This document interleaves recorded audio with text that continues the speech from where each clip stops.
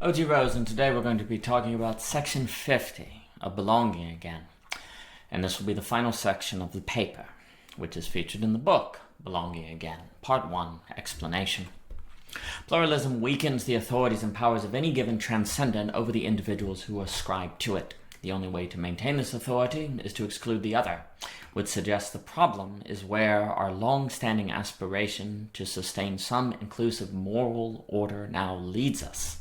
In the past, when it was much more difficult to travel around the world and globalization was slower, nations naturally excluded others, not because they so much directly willed it, but because technological limits made it a fact of life. Radically different people just didn't cross paths as much, not because they actively wanted to avoid one another, but because the nature of the world was one in which they just didn't. It was nobody's fault, and so the exclusion was easier to live with, as it was easier to enjoy the possible belonging. Psychologically, existentially, things could be no other way. Please don't mistake me as saying that radically different people groups never in the past encountered one another. The Silk Road was amazingly diverse, for example. What's different today is that average people are encountering the other regularly, not just military personnel, politicians, business people, traders, or elite classes, and not just through newspapers. And pivotally, average people are encountering the other face-to-face, personalizing them.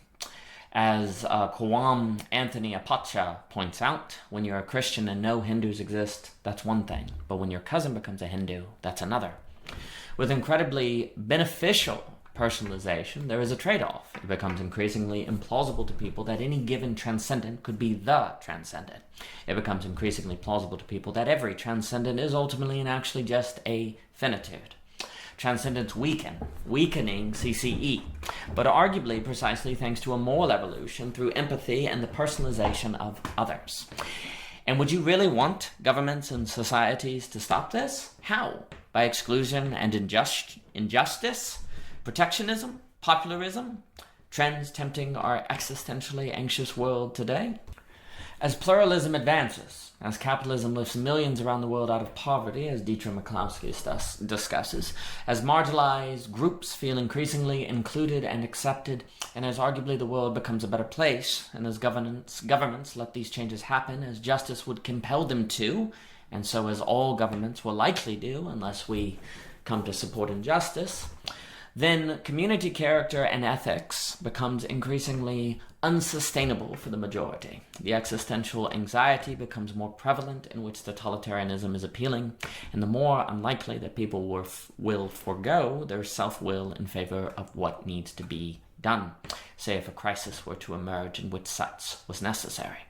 In pluralism, we can no longer maintain givens, transcendence, and CCE without consciously participating in injustice, the doing of which causes an existential tension and anxiety in which authoritarianism may become appealing. We seem crushed on either side. If we are as inclusive as we ought to be, then what we ought to do is make CCE increasingly unsustainable in weakening the transcendent.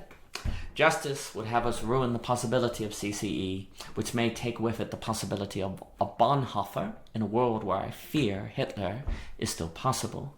What can we do? Well, what is necessary is a process by which society can become ever pluralistic, which seems to me to be an unavoidable trend without causing too much existential anxiety. We must figure out a way to make change existentially bearable.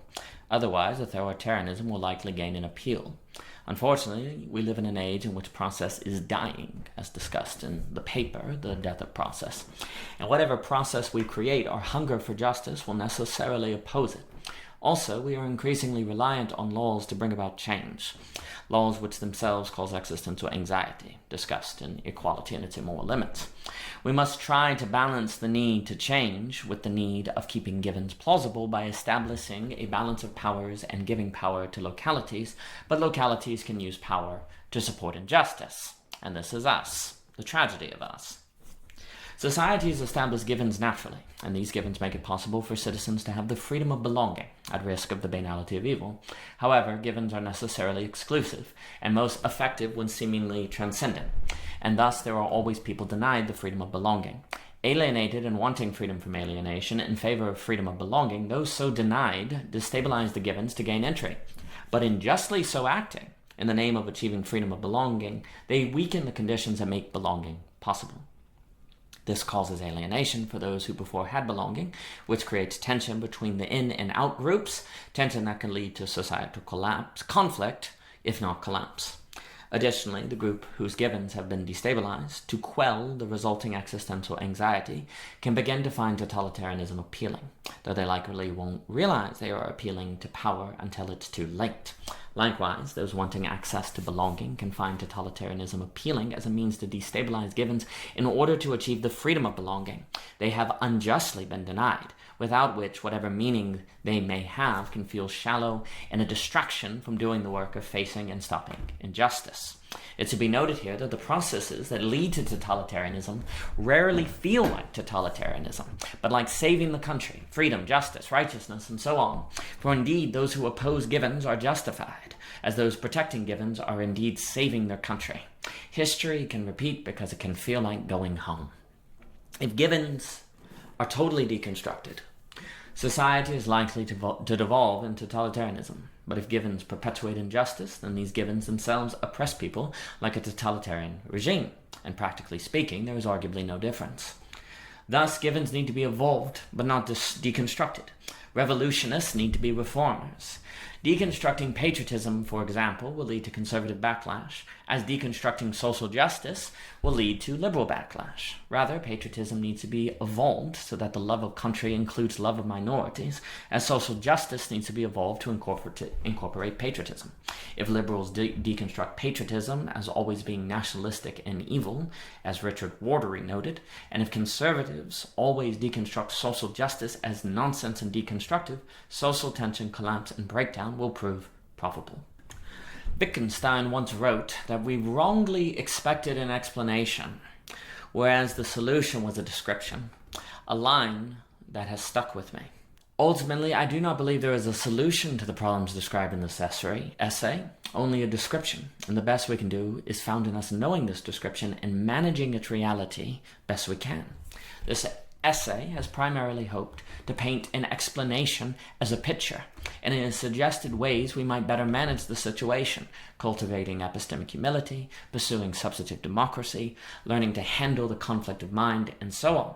There is no way to solve away trade-offs between individuals and institutions, foregrounds and backgrounds, freedom and justice, givens and non-exclusivity, belonging and non-oppression, only a description of the trade-offs, and proof that we must live with an unstable situation. Indeed, society is inherently unstable, which means we cannot escape existential anxiety that will motivate us to try and solve that instability. But problematically, efforts to solve it will not solve it and only make it worse, of which might motivate us to solve it even more, a vicious cycle. Society is aware that the best they can do as a balancing act will function better than societies which believe there exists a solution and attempt to find what doesn't exist.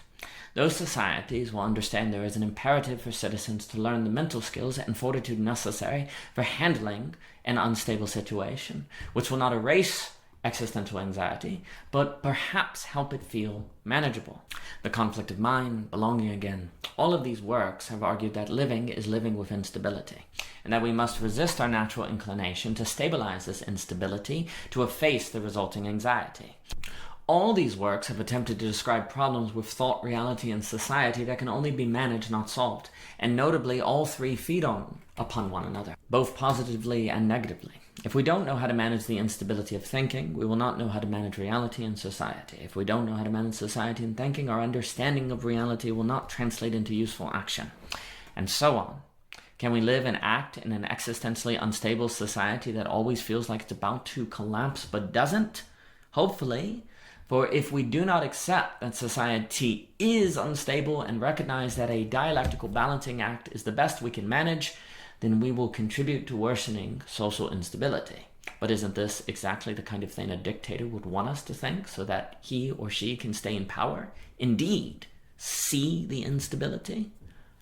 Suggesting it is more than just a power move and trying to prove that we must live with an unstable situation might not seem worth the effort. After all, we start with instability and end with instability. But I am of the opinion that the majority of people do not believe society is essentially unstable, but rather believe that society is unstable because of others who don't think like them. Rather than face the essential instability of society, we'd rather create an us versus them dynamic in which we can hold hope the possibility of a world that finally lets us rest without learning to live with existential instability. And by hold hope, it's HOLE, which is in reference to that paper found in Reconstructing A. But this is not possible and will lead to an endlessly repetitive cycle like described above, and hold hoping, HOLE, for this will keep the majority from engaging in the work that needs to be done so that we might negate sublate our current historical moment into the next, better one. This is a Hegelian hope, per se, and to help force people to put their hope in this versus a whole, HOLE, I have attempted to explain that instability. I have attempted to explain that instability is unavoidable. Next, in Belonging Again Part 2, we will have to address that instability and see what conditions might help the majority become children in terms of Nietzsche. If this is not possible, then atomization seems our best hope. The problem of belonging is the struggle not of a day or a week, but of a lifetime. And though this sounds noble, the lived experience of it will be, for the majority, a reason to rationalize totalitarianism, racism, xenophobia, ideological divisiveness, and all other means that provide a fake sense of hope. No, we will not feel at home if all the conservatives leave. No, we will not feel at ease if people who didn't look like us left us alone. We might feel better, but not for long, and then we will search for the next scapegoat. René Girard is correct that scapegoats can hold society together, but this will only work until the scapegoat is gone instead of dead. And if a people feel at ease and like they belong in a society that is held together by killing, then this is a society that is easily unified by a banality of evil. Considering this, and faced with the problem of our historic moment, we might be tempted to long for the past, a simpler world, where things were easier and life made sense. As I hope this paper has made clear, not only can authoritarians use nostalgia to empower themselves, but a past age that was simpler has never existed. The complexity was rather just hidden and levied on others who weren't allowed to speak. Every age has had its own problems, and though our problems today might be unique, the mass loss of givens, the loss of transcendent, and so on, it shouldn't be said that our problems are worse. At this moment, young men are not being sent to trenches to die, a black plague isn't sweeping across the globe, and the middle class is growing globally.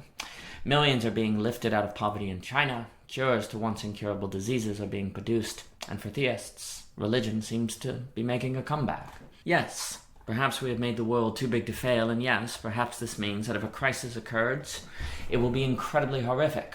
But relative to their times, both world wars were apocalyptic, and yet we are still here. As Rick Yoder writes, every age has been full of tyrants and heretics, massacres and miracles, heroes and hysteria. No epoch is really ever better than any of the others, for what one may lose, another may gain in some unforeseen way. Human nature remains the same. We face unique challenges, confusion's masterpiece, but we mustn't give into the temptation to claim we live in the worst of all possible worlds. Restless or not, we must do all we can to redeem the time, to be the history which rightfully fits our age into itself and makes our time belong. All of us were once children. Our work is to return to being children again.